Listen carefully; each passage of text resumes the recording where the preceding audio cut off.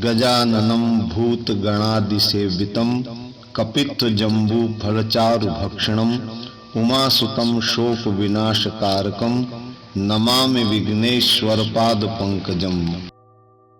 आइए आज इस पावन पुनीत पर्व पर भगवान गणपति के संदर्भ में हम थोड़ी चर्चा करें।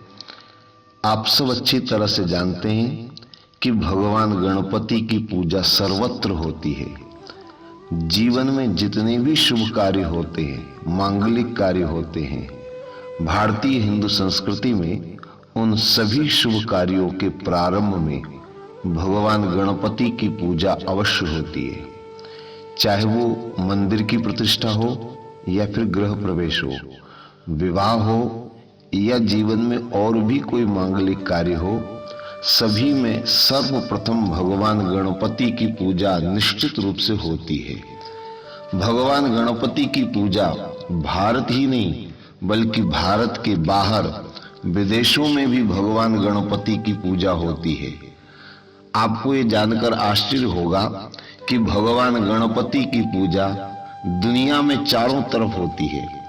यद्यपि अलग अलग देशों की अलग अलग भाषाओं में भगवान गणपति को अलग अलग नाम से जाना जाता है। जैसे भारत के बाहर हम निकलते हैं तिब्बत, तो वहां विनायक के नाम से गणपति की पूजा होती है। थाईलैंड के अंदर अगर हम देखें तो वहां अयुथियम के नाम से गणपति की पूजा होती है। बर्मा में महापियन्ने गणपति का ये नाम, इसी नाम से गणपति की वहां पूजा होती है।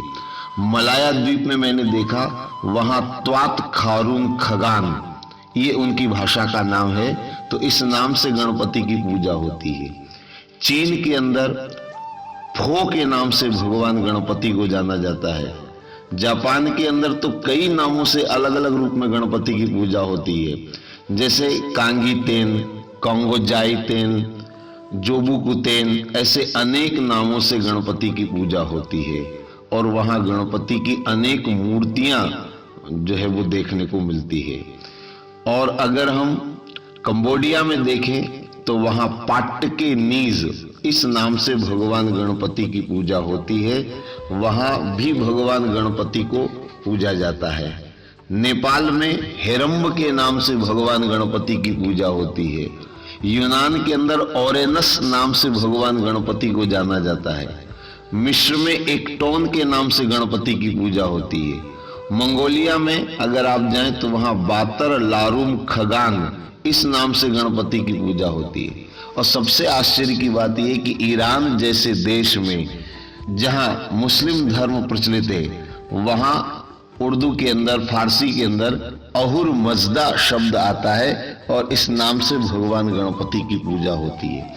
यानी भगवान गणपति केवल राष्ट्रीय नहीं बल्कि मैं ये कहता हूं कि अंतरराष्ट्रीय देवता है। इंटरनेशनल, दुनिया में सब जगह भगवान गणपति की पूजा होती है। और भारतीय हिंदू संस्कृति में तो भगवान गणपति की पूजा के बिना कोई भी कार्य प्रारंभ नहीं होता है। लेकिन मन में एक विचार उठता है कि आखिर सबसे पहले भगवान गणपति की ही पूजा क्यों? राम की नहीं, कृष्ण की नहीं, शंकर की नहीं, केवल गणपति की ही सर्वप्रथम पूजा क्यों? हालांकि भगवान गणपति का स्वरूप अगर हम देखें तो वो बड़ा विचित्र स्वरूप है। बड़ा मस्तक है, बड़ा सा पेट है, छोटे छोटे पांव हैं, बड़ा बेडोल स्वरूप नजर आता है।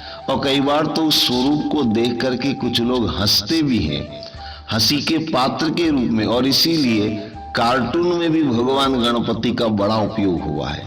लेकिन ये जो विचित्र स्वरूप है, ये जो बेडोल शरीर आपको दिखाई देता है, अगर इस स्वरूप पर आप गंभीरता से विचार करें, चिंतन मनन करें, तो निश्चित रूप से जीवन में एक बहुत बड़ा सूत्र हमें मिलेगा कि जीवन में किसी भी कार्य को अगर हम सफल बनाना चाहते हैं, किसी भी कार्य में अगर हम सफलता पाना चाहते हैं, तो भगवान गणपति का ये स्वरूप हमारे लिए अत्यंत सहायक होगा।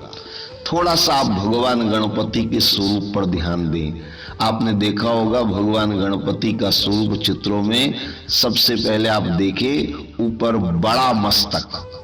ये जो बड़ा मस्तक है, मस्तक बुद्धि का परिचायक होता है और बड़ा मस्तक यानी बड़ा बुद्धिमान बनना।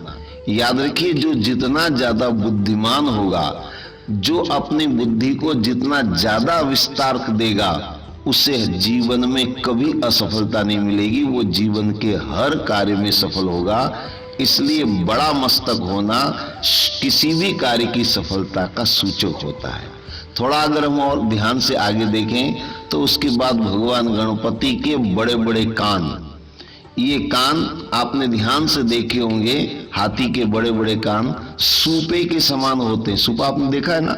सूपे का काम क्या होता है? सूपा जो है महिलाएं उसका उपयोग करती हैं। उसका उपयोग होता है छिलके को बाहर उड़ाकर फेंकना और अन्न को अपने अंदर रखना।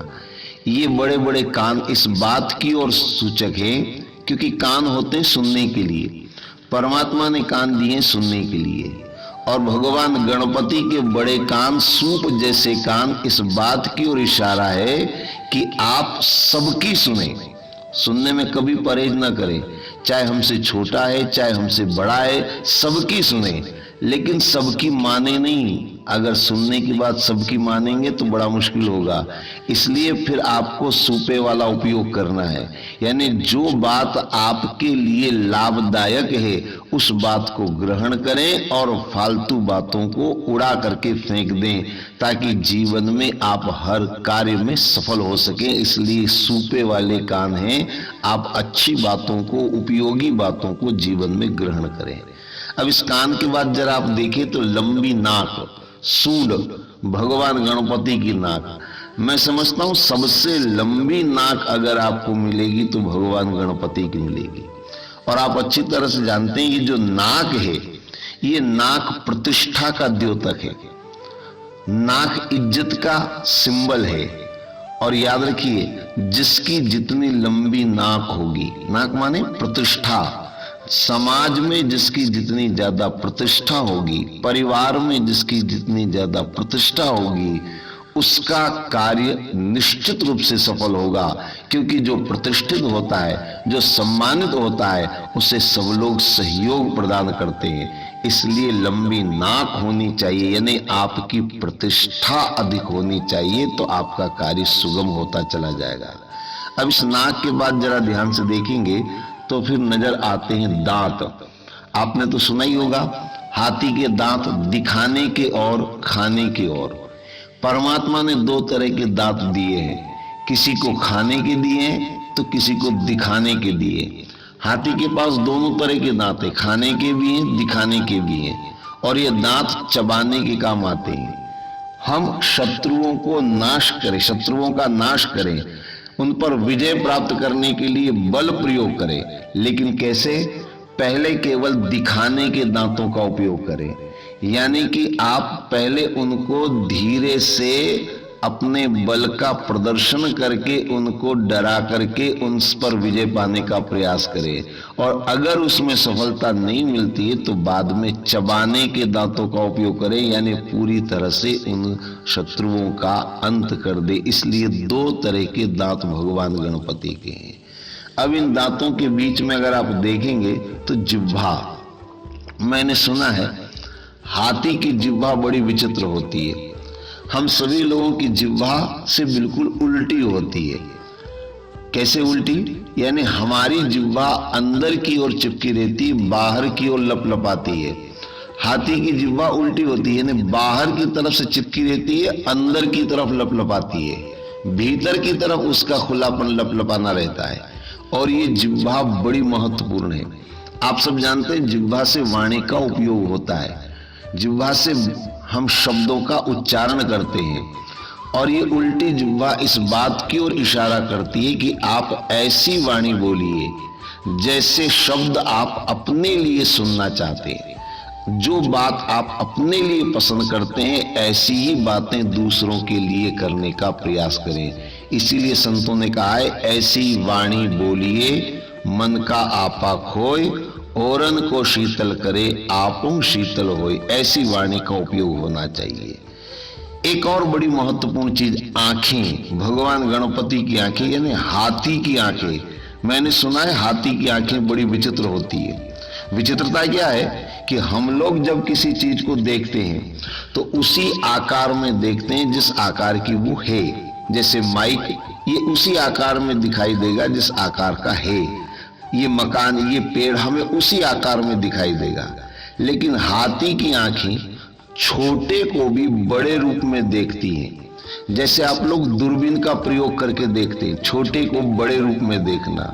ये आंखें इस बात की ओर इशारा है कि हम किसी को छोटा न समझें, किसी को हीन दृष्टि से न देखें, बल्कि छोटे को भी बड़े रूप में देखने का प्रयास करें। छोटे को भी इतना सम्मान दें जितना हम बड़े को सम्मान देते हैं। अगर हमारी ये दृष्टि रही, अगर हमारा यह दृष्टिकोण रहा, तो निश्चित रूप से हमें हर कार्य में सफलता मिलेगी। और इसके बाद आप देखें गला। एक मजे की बात देखें, भगवान गणपति का मस्तक हाथी का है लेकिन गला मनुष्य का है। और गला मनुष्य का क्यों है? क्योंकि आपने देखा होगा दुनिया में एकमात्र मनुष्य ही ऐसा प्राणी है जो विभिन्न भाषाओं का प्रयोग कर सकता है। ये कोई पशु नहीं कर सकता है। मनुष्य दुनिया की विभिन्न भाषाओं का उपयोग कर सकता है। और विभिन्न भाषाओं का उपयोग इसलिए ताकि उसे हर जगह सफलता मिले और हर व्यक्ति से उसे मदद मिले। ये अलग अलग भाषाएं इसलिए हैं ताकि हम सबके साथ घुल मिल करके सबका सहयोग प्राप्त करके जीवन में सफल हों। इसलिए मनुष्य का गला भगवान गणपति के हम देखते हैं। और उसके बाद आप देखें तो 4 हाथ, चतुर्भुज। हमारे ऋषियों ने धर्म शास्त्रों में कहा है कि हाथ जो है वो कर्म के प्रतीक है। जीवन में हमें कर्म करना है। मनुष्य योनि कर्म योनि है। और कर्म कैसे करना है? उन 4 हाथ ऐसे कर्म करें जिससे 4 चीजों की प्राप्ति हो। 4 चीजें यानी अर्थ, धर्म, काम और मोक्ष। हमारे कर्म ऐसे हों जिसमें हम अर्थ उपार्जन करें, धर्म का आचरण करें, हमारी कामनाएं भी पूरी हों और अंत में हमें मोक्ष की प्राप्ति हो। इसलिए 4 हाथ अर्थ, धर्म, काम और मोक्ष के सूचक हैं। इसके बाद आप देखें तो भगवान गणपति का बड़ा सा पेट। ये जो बड़ा पेट है, आपने देखा होगा बड़ा पेट वैसे तो बीमारी का सूचक माना जाता है। लेकिन मैं आपसे कहूंगा कि अगर किसी भी कार्य में आप सफलता पाना चाहते हैं तो आपको भी बड़ा पेट रखना होगा। बड़ा पेट का मतलब ये नहीं कि हम अपने शरीर को, हमारे पेट को बड़ा कर लें। बड़े पेट का मतलब है हम दूसरों की बात अपने पेट में रखने की क्षमता रखें। ध्यान रखें, अगर हमारे अंदर ये क्षमता है कि हम दूसरों की बात अपने उदर में उदरस्थ कर सकें तो हमें कोई भी व्यक्ति अपने राज की बात बताएगा। और अगर हमारा पेट बड़ा नहीं है, यानी हमारे पेट में कोई बात हजम नहीं होती, जैसे कि महिलाओं की अक्सर आदत होती है, तो फिर क्या होगा? हमें कोई भी राज की बात नहीं बताएगा। इसलिए बड़ा पेट रखिए, यानी दूसरों की बातें अपने अंदर रखने की क्षमता रखें। तो निश्चित मानिए आपको 10 लोगों का सहयोग मिलेगा और आपको सफलता मिलेगी। अब इसके बाद आप देखें छोटे छोटे पांव। शरीर इतना भारी है, पांव बड़े छोटे छोटे। थोड़ा सा कभी आप देखें, अगर छोटे पांव वाला कोई व्यक्ति होगा तो वो दौड़ नहीं सकता, धीरे धीरे चलेगा, एक एक पांव को संभल संभल कर रखेगा। ये बहुत महत्वपूर्ण बात है। आप हर कदम सोच समझ कर आगे बढ़ाएं, क्योंकि आगे बढ़ाना आसान है, वापस पीछे लौटाना हंसी का कारण बनता है। इसलिए याद रखिए, कोई भी कार्य जल्दबाजी में नहीं करना है। धीरे धीरे कदम आगे बढ़ाते रहें और जीवन में हर कार्य में सफलता प्राप्त करें। और इस स्वरूप के बाद अंत में एक चीज और मैं कहूंगा, आपने देखा होगा भगवान गणपति की सवारी, चूहे की सवारी।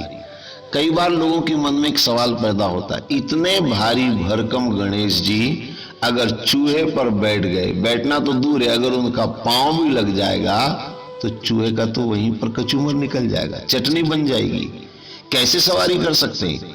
लेकिन एक संकेत है, आपने चूहे को देखा होगा, अक्सर चूहे की एक आदत होती है, वो खाने की चीज भी खाता है और जो नहीं खाने की होती है उसको भी खाता है।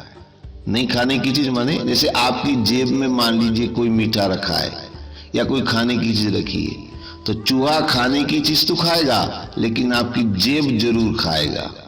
ये क्या है? मेरी समझ में ये है तर्क और कुतर्क। तर्क तो ठीक है, खाने की चीज खाना, लेकिन कुतर्क यानी जो नहीं खाने की उसको भी खा जाना।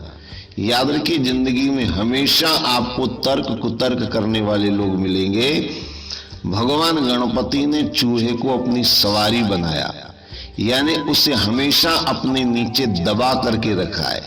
तर्क और कुतर्क करने वालों को हमेशा हम अपने नीचे दबा कर रखें, उस पर अपना नियंत्रण रखें। तो ये जो स्वरूप भगवान गणपति का है, ऊपर से लेकर नीचे तक अगर आप एक एक स्वरूप पर ध्यान दें और अगर इसको जीवन में स्मरण रखें, तो आप किसी भी कार्य में कभी विफल नहीं होंगे। आपका हर कार्य पूर्ण रूप से सफल होगा और आप हर कार्य में विजयी होंगे।